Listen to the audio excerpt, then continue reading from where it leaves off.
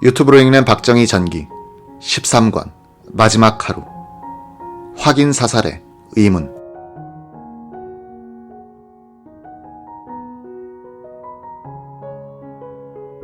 악몽에 시달린 신재수는 아침에 일어나 박정희 등판에서 쏟아진 피가 묻은 원피스를 빨았다. 선희알은 시커멓게 변해 있었고 잘 지워지지 않았다. 내다 버릴까 하다가 박종화의 소설 금삼의 피가 생각났다. 옷을 베란다에 널고 소파에 앉아 박선호의 마지막 말을 떠올렸다. 오늘 일은 우리가 찾을 때까지 아무한테도 발설하지 마시오. 라디오를 켰다. 신재수는 뉴스를 듣고는 더 큰 고민에 빠졌다. 정부 발표라는 게 김재규 부장이 차지철 실장과 싸우다가 잘못 쏜 총탄에 각하가 서거했다는 게 아닌가. 김재규가 거짓말을 하고 있다고 판단한 신재수는 그렇지 않아도 활달한 성격에 혼자서만 진실을 간직하고 있자니 답답하기만 했다. 성당에 가서 고해성사나 할까 망설이면서 그날을 보내고 나니 다음 날부터 제대로 발표가 이루어지고 있었다. 그 사이 합수본부 수사관들은 신재순을 찾아서 서울을 뒤지고 있었다. 박정희는 그의 죽음을 정확히 기억할 수 있는 최후의 목격자를 가졌다는 점에서는 행운이었다. 이 신재순 씨가 미국 로스앤젤레스에서 살다가 일시 귀국했을 때 그녀를 만나 박정희의 마지막 모습을 다시 한번 들어보았다. 그날 밤 대통령께서는 좀 취하셨던 것 같아요. 하지만 몸을 가누지 못한다든지 말이 헛나온다든지 하는 정도는 아니었습니다. 인자한 아버지 같았어요. 처음에는 긴장했는데 식탁에 놓인 반찬을 보니 마음이 놓였어요. 대통령이면 굉장할 줄 알았는데 너무 평범해서. 특별한 반찬이라면 꿀에 재운 인삼 한 가지였습니다. 대통령은 조용하면서도 씩씩하고 절도가 있는 분이란 느낌이었습니다.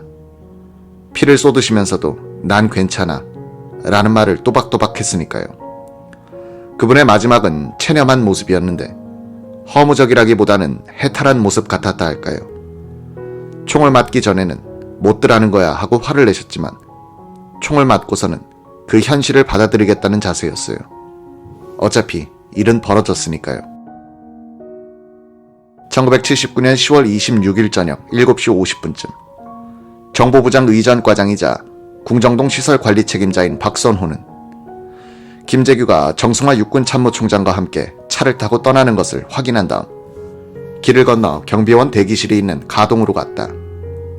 김재규가 버린 것을 주워 바지 호주머니에 넣어두었던 32구경 권총을 대기실 책상 위에 올려놓았다. 경비원들이 숨을 죽이고 그를 주시하고 있었다.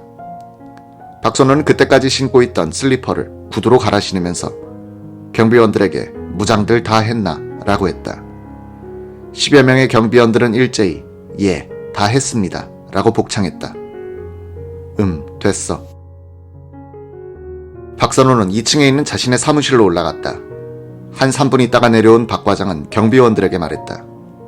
청와대에서 경호원들이 몰려오면 쏴버려. 말은 강하게 했지만 박선호는 떨리는 가슴에 경호원이 필요하여 동작이 빠르고 믿음직한 김태원이를 불러 무장하고 따라오게 했다는 것이다. 경비원 김태원은 그때 가동의 출입문에서 경비를 서고 있었다.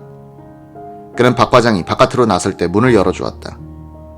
과장은 몇 걸음 나섰다가 되돌아서면서 자네 따라와 라고 했다.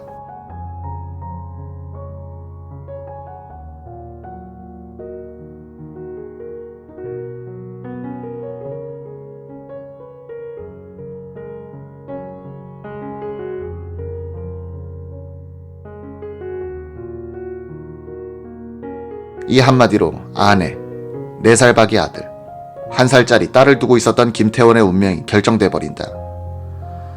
나동 정문까지 갈 동안 박 과장은 아무 말도 하지 않았다. 정문에 도착하니 이기주가 김태원에게 정문 경비를 좀 서고 있으라고 하더니 박 과장을 따라가는 것이었다. 이기주는 과장에게 김계원 실장이 부상당한 대통령을 차에 싣고 병원으로 갔다고 보고했다.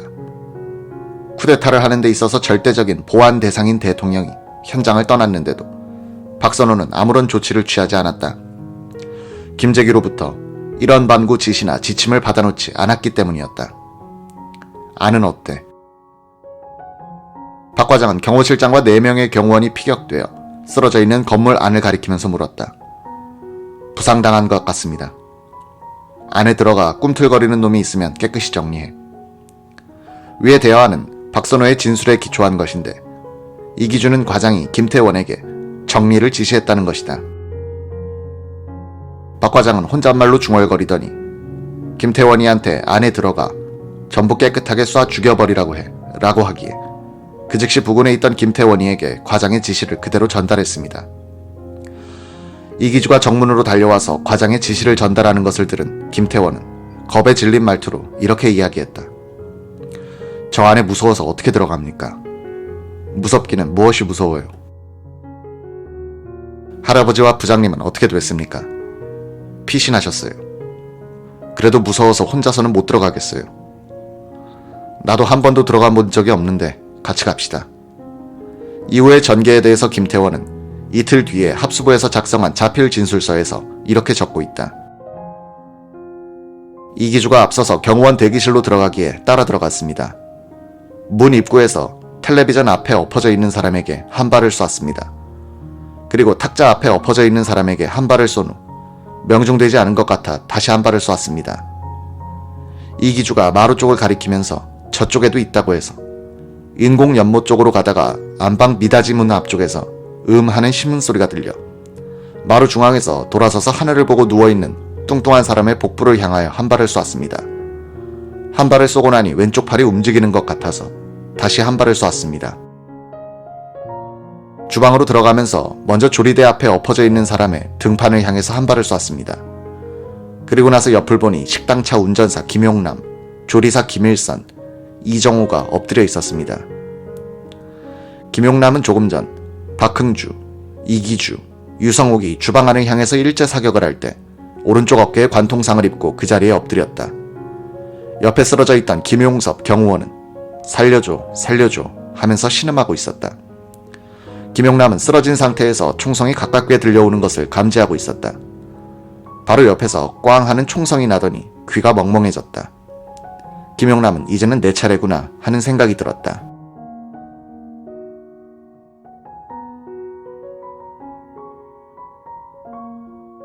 주방에서 엎어져 있는 김용섭 경호원의 등판을 향해서 한 발을 쏜 정보부 경비원 김태원은 앞을 보니 경호원이 쓰러져 있는 옆에 중정 직원인 김용남 씨가 쪼그리고 있었다.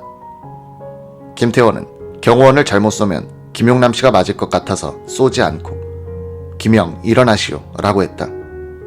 식당차 운전사 김용남은 오른쪽 어깨에 관통상을 당했는데 일어서면서 태원이구나 이제야 살았다 라고 했다.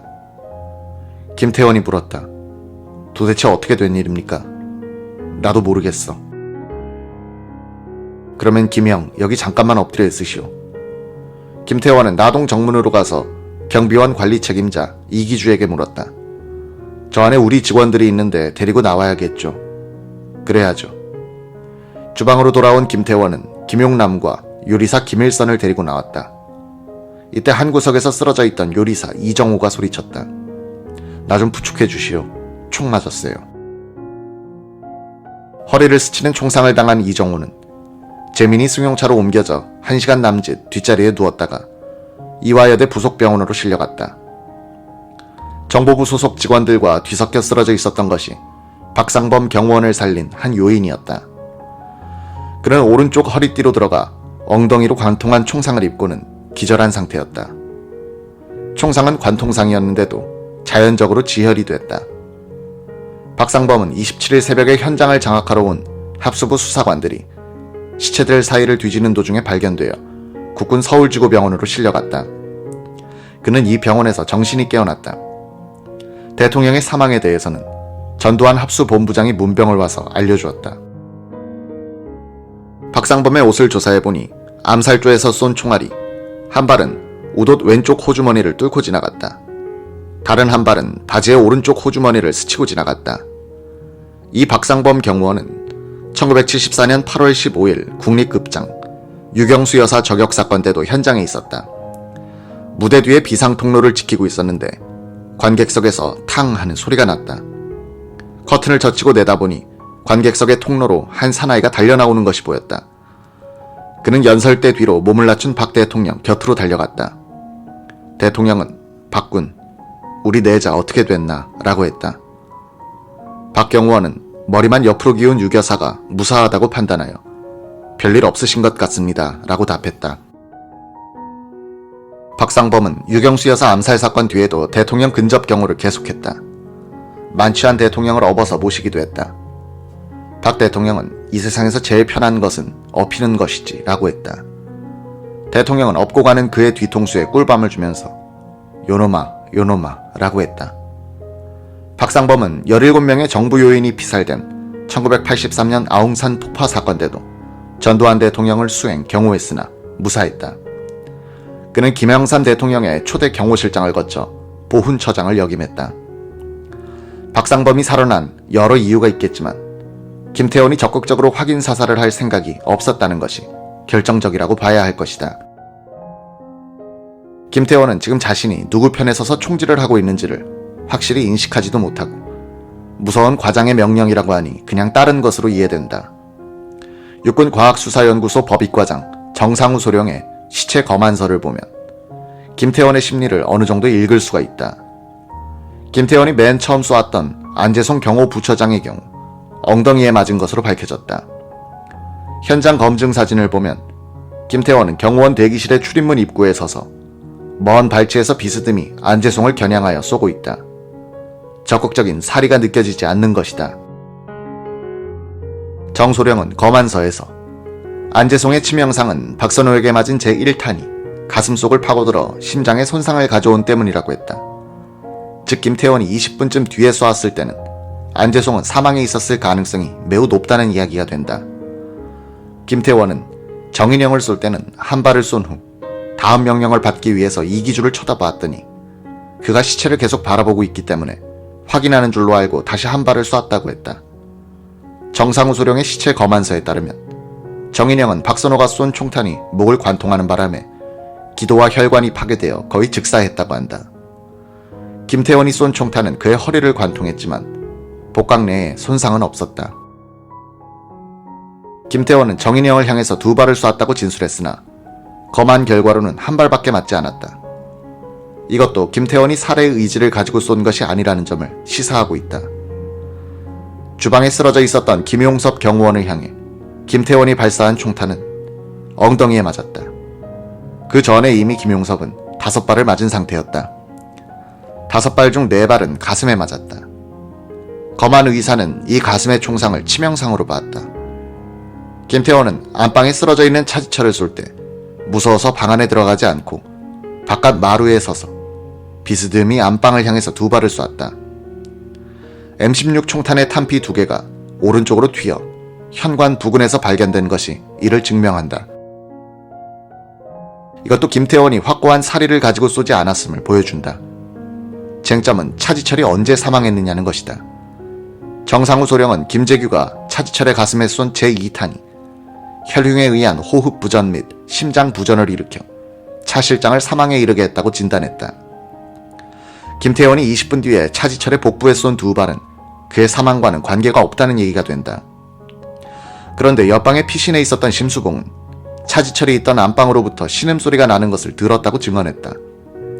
심수봉 증언의 문제점으로서 김태원의 변호인이던 김홍수는 이런 요지에 지적을 했다.